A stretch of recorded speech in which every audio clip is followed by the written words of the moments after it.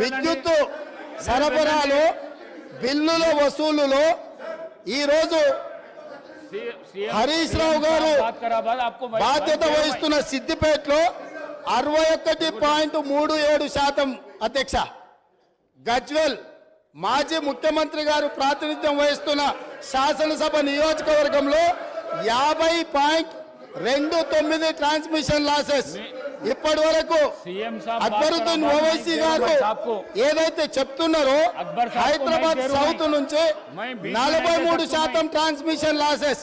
ఈ రాష్ట్రంలో అత్యధికంగా విద్యుత్ వినియోగం చేసే దాంట్లో బిల్లులు ఎగవేసిన దాంట్లో మొదటి స్థానం సిద్దిపేట ఉంది, రెండవ స్థానంలో గజ్వేల్ ఉంది, మూడవ స్థానంలో హైదరాబాద్ సౌత్ ఉంది.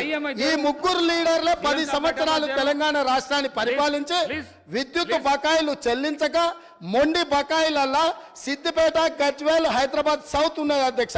ఈ రోజు మొత్తం విద్యుత్ రంగమే దివాలా తీయడానికి, అప్పుల పాలు కావడానికి ఈ 3 ప్రాంతాల నుంచి బిల్లులు చెల్లించకపోవడం వల్ల ఈ రోజు ఈ పరిస్థితి దాపురించింది.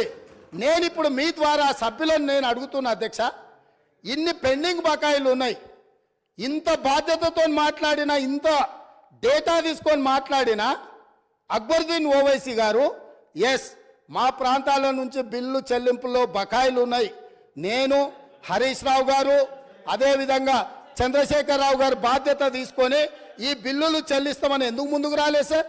ఇది పద్ధతే సార్? అదేవిధంగా స్పీకర్ సార్, అదేవిధంగా స్పీకర్ పెట్టే జర మైక్ కట్ చేయకుండా అధ్యక్ష, ఇప్పుడు గౌరవనీయులు ముఖ్యమంత్రి గారు సిద్దిపేట, గజ్వేల్, ఓల్డ్ సిటీ మీద ప్రజల మీద తన అక్కసును వెలగుచ్చే ప్రయత్నం చేసినారు.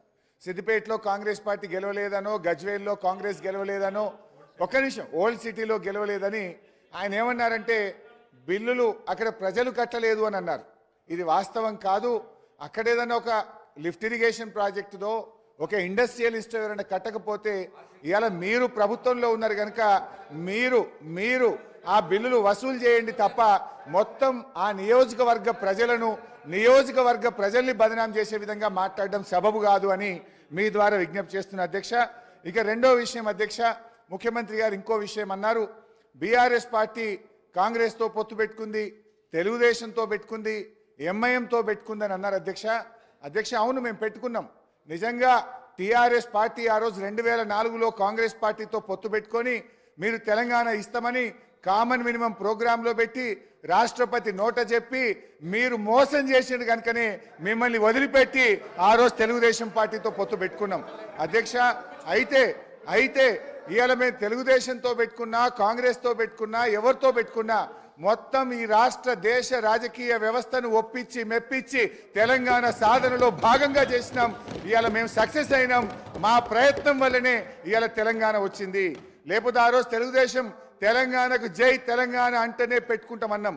మాకు సీట్లు, ఓట్ల కంటే కూడా రాజకీయ వ్యవస్థను ఒప్పించాలి, మెప్పించాలి, ఈ రాష్ట్రాన్ని సాధించాలని ఒక వ్యూహాత్మక భాగంలో మేము చేసినాం. ఇవాళ విజయం సాధించినాం. ఇవాళ రాష్ట్రాన్ని మేము సాధించినాం అనేటువంటి విషయాన్ని ముఖ్యమంత్రి గారు గుర్తుపెట్టుకోవాలి. ముఖ్యమంత్రి గారు ఆయన వ్యక్తిగతంగా పదవుల కోసం ఆయన పార్టీలు మారింది తప్ప మేము ఇతర రాజకీయ పార్టీలతో పొత్తు పెట్టుకుంటే తెలంగాణ కోసం మేము పెట్టుకున్నాం అధ్యక్ష. జూబ్లీ హిల్స్ ఎమ్మెల్యే గారిని కూడా last 1 minute Jubilee hills MLA గారిని కూడా ఇవాళ అవమానపరిచినారు. జూబ్లీ హిల్స్ ప్రజలు, విజ్ఞులైనటువంటి ప్రజలు మా ఎమ్మెల్యే గోపీనాథ్ గారిని గెలిపిస్తే ఏదో ఎంఐఎం పోటీలో పెట్టడం వల్ల ఆయన గెలిచిండని జూబ్లీ హిల్స్ ప్రజల్ని అవమానపరిచే విధంగా